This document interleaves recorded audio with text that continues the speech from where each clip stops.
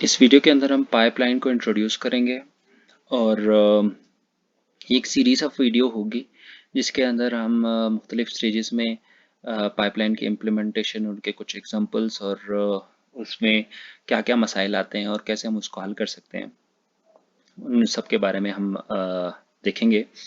तो ये सबसे पहले हम पाइपलाइन है क्या, उसके बारे में समझते हैं इस वीडियो के अंदर। हमारे पास पाइपलाइन जो एक प्रोसेस होता है, काम करने का तरीका होता है, वो एक सिक्वेंशियल जो आम तरीका होता है वो क्या है कि हम मसलन इस कार वॉश को देखें तो कार वॉशर पूरा इंटायर एक कार को वॉश करता है, उसी को सोप करता है, उसी को ड्राई करता है, सब कुछ करने के बाद फिर अगले काम की तरफ जाता है। तो उसको एक खास अमाउंट ऑफ टाइम लगती है। अब साथ में एक और तरीका है कि हम इसको अगर फास्ट करना चाहें तो कैसे कर सकते हैं। वो ये है कि हम पैरेलल कर लें। पैरेलल यानी काफ़ी सारे बंदों को जो है जमा करके मजदूर ज़्यादा कर लें, आपके पास वो प्रोसेस टाइम जल्दी हो जाएगा और आपका जो है कार जल्दी वॉश हो जाएगा। अब इसका एक अल्टरनेटिव है कि पाइपलाइन के थ्रू इसको करें। पाइपलाइन क्या होता है कि इसको मुख्तलिफ स्टेजेस में आप डिवाइड कर दो।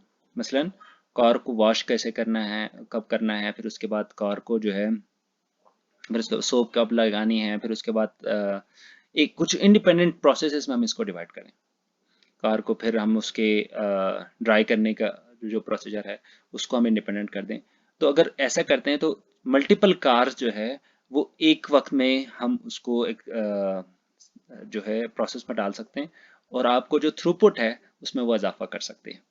तो इसी तरह एक और प्रोसेस है जिसके अंदर ऑटोमोबाइल का जो है असेंबली का प्रोसेस है।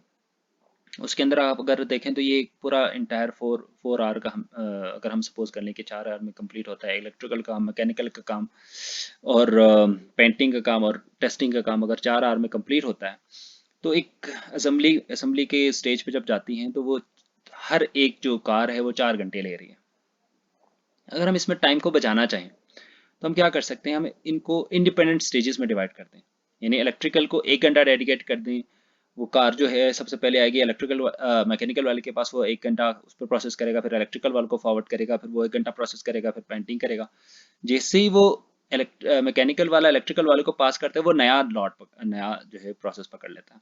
तो इस तरह आपका जो है थ्रूपुट एक कार जो है 4 आवर्स में के बजाय आपको 1 आवर में मिलनी शुरू हो जाएगी आफ्टर फर्स्ट प्रोसेस। पहले प्रोसेस में तो पूरा एक इंटायर वो प्रोसेस से गुजरेगा, फिर सेकंड में आपको वो चीज़ मिलनी शुरू हो जाएगी। वही प्रोसेस हम इम्प्लीमेंट करना चाहते हैं। अगर आप यहाँ पे देखें तो आपको चार चार के बजाय एक कार पर आर मिलनी शुरू हो जाएगी, जिसका जो है आपका थ्रूपुट में काफ़ी ज़्यादा इजाफा हो जाएगा।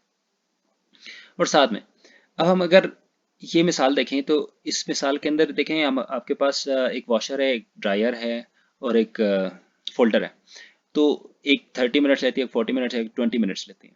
तो अगर आपने एक लॉट को कंप्लीट करना हो तो 90 मिनट्स लेगी। अगर आपके पास 4 लोड है तो फिर आपको कितना मिनट लेगी, दैट मीन्स कि आपको 360 मिनट्स रिक्वायर्ड होंगे।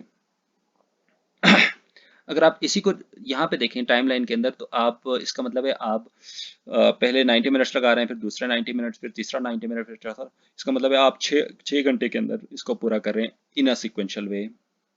और अगर आप उसी को लॉन्ड्री को अगर हम पाइपलाइन के अंदर इस्तेमाल करें तो पाइपलाइन में क्या होता है कि अब आप देखें इसको हमने तीन इंडिपेंडेंट स्टेजेस में डिवाइड किया है, which is drawing, washing and folding.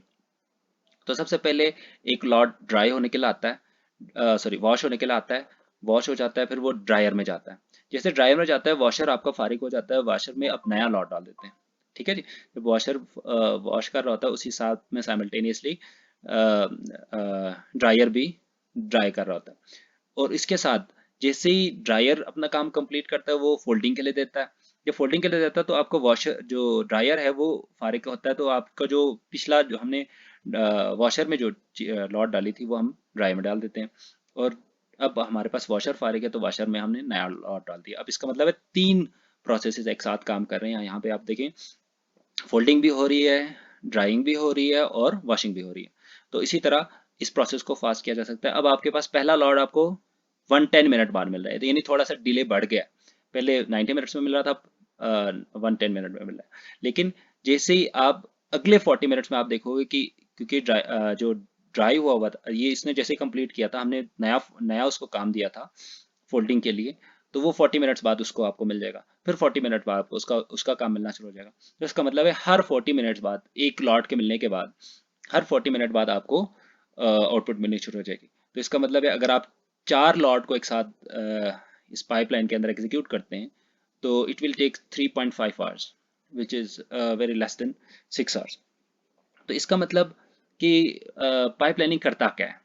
तो पाइपलाइनिंग ये बेसिकली हमारे पास एक बड़े प्रोसेस को छोटे इंडिपेंडेंट प्रोसेस में तोड़ने का नाम है। इंडिपेंडेंट प्रोसेस में तोड़ने और साइमल्टेनियसली बहुत सारे प्रोसेसेस को साइमल्टेनियसली उन स्टेजेस में चलाने का नाम है। तो ये क्या करता है? ये बेसिकली लेटेंसी जो है उसको नहीं छेड़ सकता। लेटेंसी किसे कहते हैं? लेटेंसी कहते हैं कि एक पूरा प्रोसेस कितना टाइम लेती है। जैसे कि आपने देखा था कि यहाँ पे 110 मिनट्स ले रही है, पिछले 90 मिनट्स ले रही है, तो लेटेंसी ये थोड़ी सी बढ़ गई है। लेकिन इसका थ्रूपुट हमारा बेहतर हो जाएगा। थ्रूपुट क्या होता है जी? एक इंटायर जो हमारा काम है, मसलन हमारे पास 4 लॉट हैं, तो 4 लॉट को करने के लिए कितना टाइम लग रहा है? तो आपने देखा कि पिछले में एक 4 लॉट को करने के लिए 6 आवर्स लग रहे थे, अभी इसमें 3.5 आवर्स लग रहे हैं। जितने भी आपके पास लॉट की तादाद ज्यादा होगी ना, उतना आपको जो है थ्रूपुट आपको बेहतर हो जाएगा। इसकी में थ्रूपुट में जो डिले आ रही है वो इसका सबसे पहला जो वर्कलोड है, पहले काम को कंप्लीट करते हुए उसको पूरा टाइम लग रहा है विच इज 110 मिनट्स, और उसके बाद 40-40 मिनट लग रहे हैं। तो इसका मतलब है अगर आप उसको निकाल दें तो आपको हर जो आउटपुट है वो 40 मिनट बाद मिल रही है। तो दैट मीन्स कि आपका जो प्रोसेस है वो बहुत फास्ट हो गया, थ्रूपुट उसकी बहुत ज़्यादा हो गई है।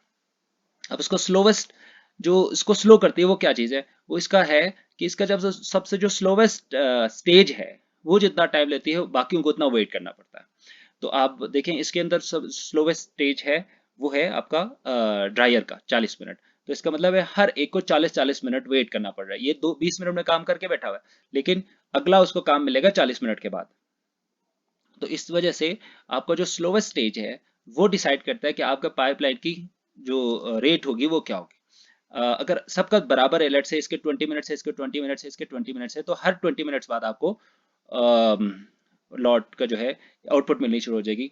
तो इसका मतलब है आपका प्रोसेस बहुत फास्ट हो जाएगा। ठीक है। लेकिन अगर आपका एक एंड है, एक प्रोसेस है जिसको आप फास्ट नहीं कर पाए, वो स्लोवेस्ट है, तो इसका मतलब है आपको फायदा इसका जो स्लोवेस्ट पार्ट है वो बाकियों का भी टाइम डिसाइड करेगी कि बाकियों को उतना ही वेट करना पड़ेगा जितना अ, वो स्लो है। और तीसरा जो है पाइपलाइन कितना फास्ट हो सकता है। पाइपलाइन को आप एक प्रोसेस को जितने स्टेजेस में डिवाइड कर सकते हैं, आइडियली वो एंड टाइम फास्ट हो सकता है। मसलन अगर आप उसको 10 स्टेज में डिवाइड करेंगे 10 टाइम वो फास्ट हो सकता है। अगर 20 स्टेज में डिवाइड करेंगे तो 20 टाइम फास्ट हो सकता है। लेकिन जरूरी ये है कि वो सारे इंडिपेंडेंट हों और उनका जो टाइम है वो जो है सबके तकरीबन बराबर हों, तब आपके पास ये वाली कंडीशन आपको मुहैया होगी। और तीसरा जो है फिल टाइम और ड्रेन टाइम क्या होता है? फिल टाइम होता है जी, यहाँ पे आप देखें तो पाइपलाइन में जब वॉश हो रहा था पहली दफा तो ये दोनों फारिग बैठे थे। फिर जब आपको इस स्टेज पे दूसरे साइकिल में आए तो आपको वॉश और ड्रायर काम कर रहा था, फोल्डर अभी फारिग बैठा था। तीसरे स्टेज में तीनों अब काम कर रहे हैं, फोल्डर भी काम कर रहा है, ड्रायर भी काम कर रहा है और वॉशर भी काम कर रहा है। तो इसका मतलब है अब ये पाइपलाइन फुल हो गई है। इसको फिल टाइम कहते हैं। ये जो 70 मिनट्स लग रहे हैं वो फिल टाइम होगा और इसके बाद ये फुल हो गया। अब अगर हमारा प्रोसेस यहाँ खत्म हो गया, अगर हम इसको कंटिन्यू करते तो फिल फुल होके रहता और साथ साथ काम कर रहा होता। और जो ड्रेन टाइम है आखिर में अगर आप देखें तो इस स्टेज पे आके ये अब 3 के बजाय 2 काम करने शुरू हो गए। यहाँ पे ये सिर्फ एक काम कर रहा है, बाकी सारे फारिग बैठे हैं। यहाँ पे दूसरा कोई स्टेज काम नहीं कर रहा। तो इसका मतलब है ये स्टेजेस आपके स्पीड अप में स्पीड अप को रिड्यूस करती हैं। तो इसका मतलब है जितना आपके पास काम ज्यादा होगा उतनी ही उसकी स्पीड अप ज्यादा होगी। तो अगली वीडियो के अंदर हम देखेंगे कि इसको मिप्स के अंदर हम कैसे इस्तेमाल कर सकते हैं।